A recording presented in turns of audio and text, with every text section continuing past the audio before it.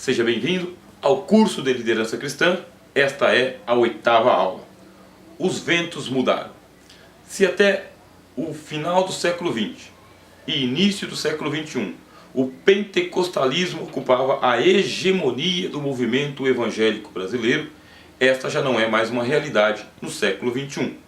Nós estamos convivendo com o agigantamento do movimento denominado neopentecostal. Existem alguns que são mais radicais que dizem que não é neopentecostalismo, e sim neocatolicismo. E outros ainda dizem é um neopaganismo. Chamar o neopentecostalismo de neocatolicismo ou de neopaganismo é para denunciar que o movimento evangélico está sofrendo uma metamorfose desagradável para uma ala da igreja no Brasil. Afinal de contas, o neopentecostalismo é mais pragmático. Se dá certo, eles fazem. Contanto que encha a igreja, contanto que as pessoas venham e se mantenham nos seus auditórios, mesmo que elas não tenham vínculo com a denominação. O importante é culto a culto, evento a evento, congresso a congresso, ajuntamento a ajuntamento. E isso descaracterizou o movimento evangélico brasileiro, que é altamente congregacional e denominacionalista. Como assim? Denominacional e congregacionalista. As lideranças cristãs do século XX queriam que as pessoas fossem membros da sua igreja, membros da sua denominação, que as pessoas se identificassem e dissessem de qual denominação ela é, que ali ela se converteu e dali ela não sai mais. Isso é chamado de denominacionalismo. Outra coisa, as lideranças do século XX queriam que as pessoas participassem de todas as atividades da igreja em todos os dias. Segunda, terça, quarta, quinta, sexta, sábado, domingo, Santa Ceia, culto das irmãs, culto de jovens, culto das crianças, escola bíblica dominical, enfim, todas as atividades da congregação. E isso é chamado de congregacionalismo. Congregacionalismo é o crente que participa de todas as atividades da sua igreja em primeiro lugar. Denominacionalismo é o crente que se identifica com a sua denominação e dela não sai. Mas quando chegou o século XXI, a realidade mudou. O neopentecostalismo já não se importa mais se a pessoa é ou não de sua denominação, porque ela trabalha de forma pragmática. Se der certo, mesmo que a pessoa pertença à denominação A, B, C, se ela foi naquela campanha, naquele culto, naquele evento, para ela está valendo. Isto é o movimento neopentecostal. E a denúncia que vem é que isto é uma forma de neopaganismo e também de neocatolicismo. Por quê? Lá quando surgiu o catolicismo romano, havia um fenômeno muito parecido. Não importava se a pessoa era ou não do paganismo, desde que ela viesse para o movimento católico e recebesse as instruções católicas, as práticas poderiam continuar sendo as mesmas. Só mudava o nome. Bom, o nosso curso de liderança cristã está identificando o quê? Que os tempos mudaram. Que esse é o modelo de igreja que existe hoje. Igreja de trânsito, igreja de multidões, e que as pessoas não se identificam com denominacionalismo e nem com congregacionalismo. Qualquer coisa elas estão evaporando. Qualquer coisa elas estão mudando. As pessoas estão muito interessadas em participar de eventos, congressos, ajuntamentos, simpósios, e pouco interessadas em se identificar para a vida inteira com uma denominação, com uma congregação, de participar de todos os trabalhos da igreja. E você é líder justamente de uma igreja assim, uma igreja que prioriza a denominação e o congregacionalismo. Como fazer? Vou compartilhar com você aqui a leitura de um parágrafo que está no blog treinamentodeliderancacristã.blogspot.com. Esta é a 8ª aula do nosso curso que você está acompanhando e com certeza também está recomendando a outras pessoas. Afinal de contas, a nossa intenção é trazer a edificação. Está escrito: os ventos mudaram, as demandas aumentaram e a crise do nosso tempo é aterradoramente maior do que as outras enfrentadas por nossos pais. 3 linhas de combate estão atacando as bases da liderança da igreja.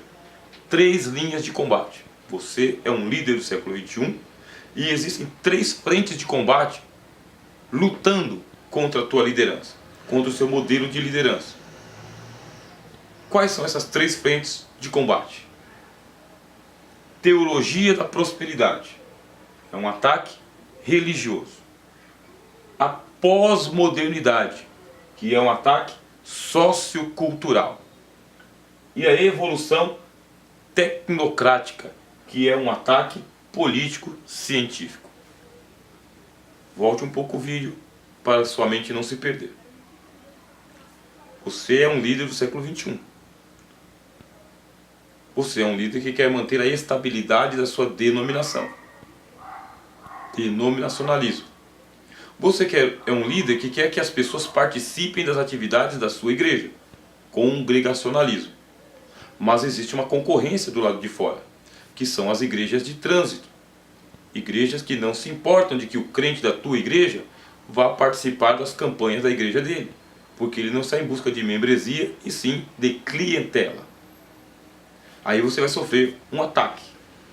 Aqui está o ataque da teologia da prosperidade, que nos outros vídeos nós vamos aprofundar muito mais para você poder continuar acompanhando. Mas é a ideia de que o crente não pode ser pobre. O crente tem que se adonar da sociedade civil, o crente tem que se adonar da prosperidade material e tem que demonstrar para a sociedade que não é crente que ele é vencedor, que ele é campeão, que a sua vida é uma vida de sucesso. Você vai enfrentar isso dentro da tua liderança. A teologia da prosperidade não é um assunto privativo das outras igrejas. É algo que está pululando na internet e nos púlpitos também.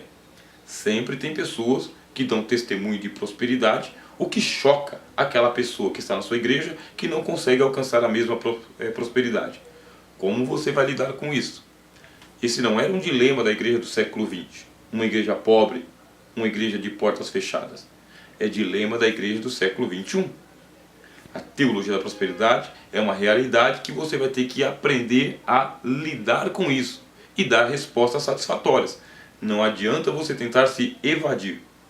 Outro problema é a pós-modernidade que nós estamos vivendo, que é um ataque sociocultural. A pós-modernidade é esse tempo em que nada é fixo, nada é verdadeiro e nada é permanente. Tudo acontece muito rápido e se dilui, se evapora, desaparece. É a sociedade do consumo, é a sociedade do questionamento, é a sociedade que não reconhece uma só autoridade por muito tempo. Por exemplo, alguém é diagnosticado que está com câncer. O diagnóstico veio depois de uma bateria de exames.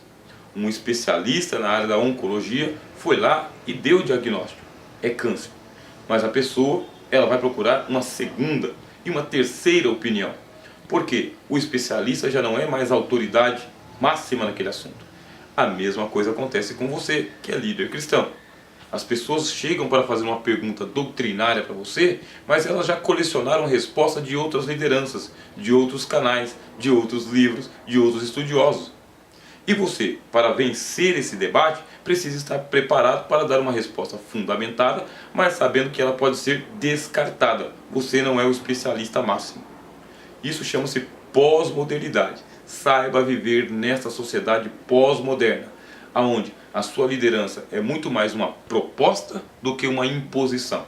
Aliás, se você tenta fazer a imposição, você está contando um ponto negativo para a sua liderança.